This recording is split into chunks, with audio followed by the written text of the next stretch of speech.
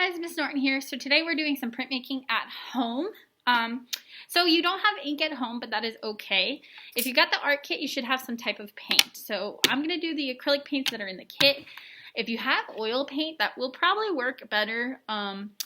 If you have ink that you can spread out, that would be cool too, like calligraphy ink, but I know that's not a common thing. So I'm going to walk you through how I can print using acrylic paints. So I tested out my print, and it's a duck, and it says, "What?" So I put a little foil down because if you're at home, I'm sure you don't want to ruin mom and dad's counters. I have my paper for printing here, and then I have a brush, and I did some water. So I have a little bowl of water. It's not water anymore because it's got paint in it. But I'm going to take my paint, and I kind of want it to be a little bit watered down. And you have to move really quickly because normally in printmaking, ink takes a little bit longer to dry. So that's why they can spread it across and then press and it works.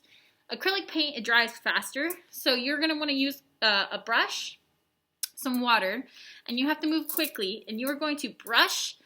Today we're just doing black prints. Tomorrow we'll do color. So we're going to do a brush of black acrylic paint. And like I said, I'm getting this really watery, and I'm just going as quick as I can across my whole plate. And I'm adding a little bit of water in between because I'm trying to wet this whole thing up to make it a really solid print. So again, I'm going really, really quick all the way across.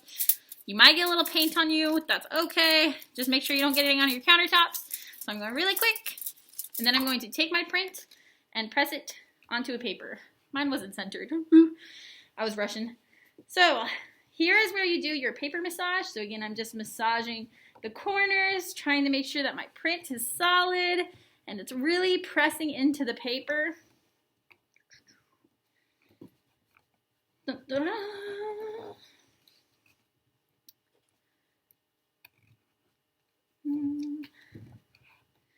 Like I said, I really want this to come out, so I like to press everywhere, like spread all the corners. Then I will peel my print up. It was close. I have my word. I have to be careful how much ink I did because my duck kind of got lost. So I've been experimenting a couple times.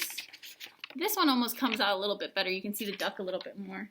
I would test it a couple times to see how solid you can get your print. If you have a sponge, that might actually work too to spread it across. But you're going to use your ink or your paint and spread and then press.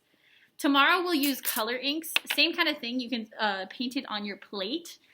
But today we're just doing black and white to test it out. Experiment a little bit until you get a print that you're happy with. Like I said, I've done a couple. So here was my one that I think is probably my favorite. It just needs a little more ink. That one, the word came out really well. I added extra water for the first one. Oop, I dropped my pen. And it got too streaky, but I do kind of like those light colors. If you want to try with watercolors, you can do that as well. But you're just going to brush it directly on the plate, and you have to move quickly. The quickness is what will get the print. Because like this one, I let it dry in between. And he got lost in there. So yeah, experiment a little bit with this and try to see the best print that you can get. I wish you guys luck. If you have any questions, you know you can message me on Canvas. I cannot wait to see how your prints come out.